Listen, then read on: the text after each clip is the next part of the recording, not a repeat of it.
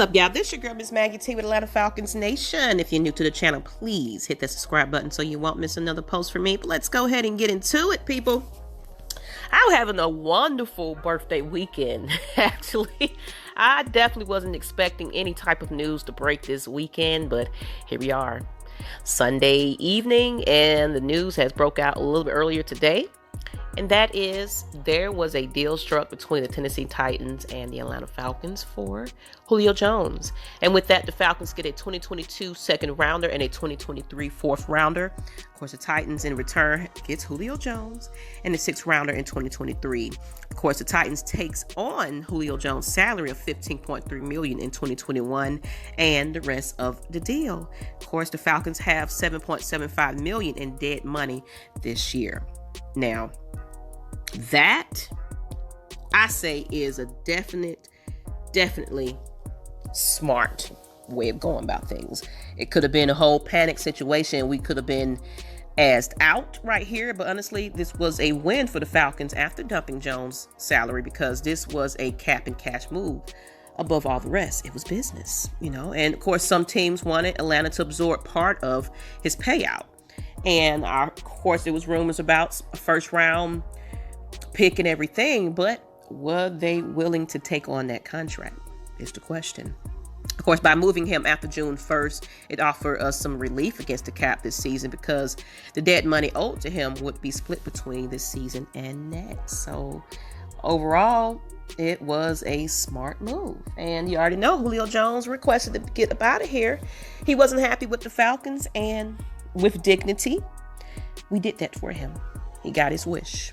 I don't know if this is the team that he wanted to go to, but hey, we do have that final say at the end of it, and we have to do the best for everyone in this situation. Now, of course, the Titans did wait this one out as well, so they honestly didn't give up a massive haul, and they can restructure a few contracts to make room for Julio Jones, instantly changing their complexion of the offense in this process. So win-win on both ends. And of course, it works because the Titans lost two of their top pass catchers in free agency, and this pickup is huge for them. Julio Jones departs the Falcons as the team all-time leader in receptions, 848, and receiving yards, 12,896. He's also second in franchise history with 60 receiving touchdowns.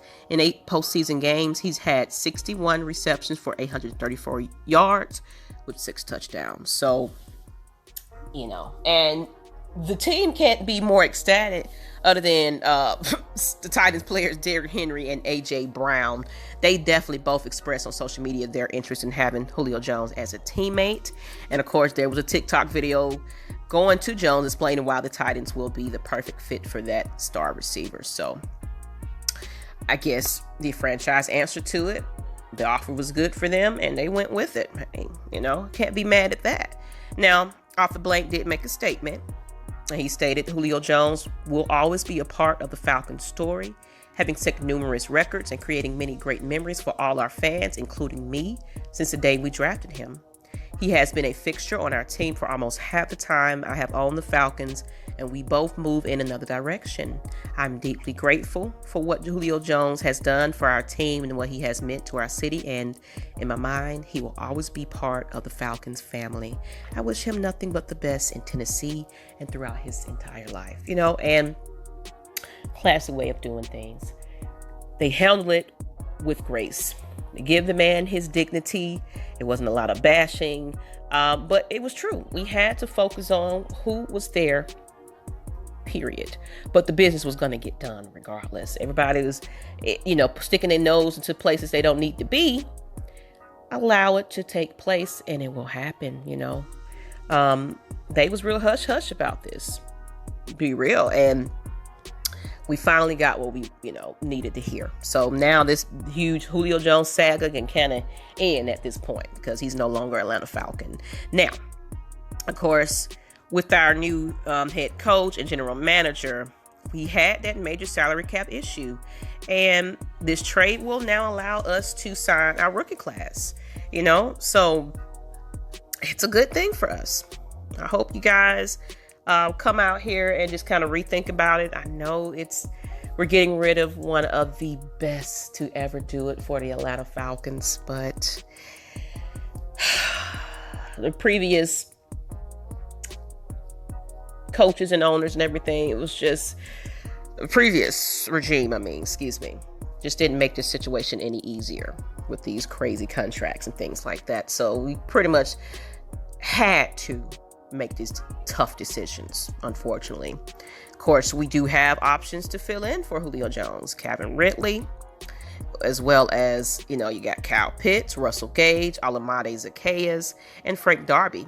So a lot of them will see bigger roles with Jones elsewhere, along with Calvin Ridley. He's going to definitely take that number one role. And he learned it from absolutely the best. Definitely. So now the focus is on everybody else. And we got to do what we got to do. And I'm pretty sure that locker room was made well aware of what's happening and what they need to prepare for. And I'm pretty sure without Julio Jones being out there to make that big difference, I'm pretty sure they was already prepared to move on from Julio Jones. So with that being said, let me know what you think about all of this, people. Of course, we'll be back this Monday. It's the birthday weekend. So of course, we didn't do much to break the news, but we will be here Monday to kind of give everybody's reaction to how we feel about this situation. It's going to be a good show, guys. Make sure you tune in tomorrow at 8 p.m. Eastern Standard Time. Go ahead and hit us a like, share, and subscribe. We appreciate you guys. We are the nation, and we out.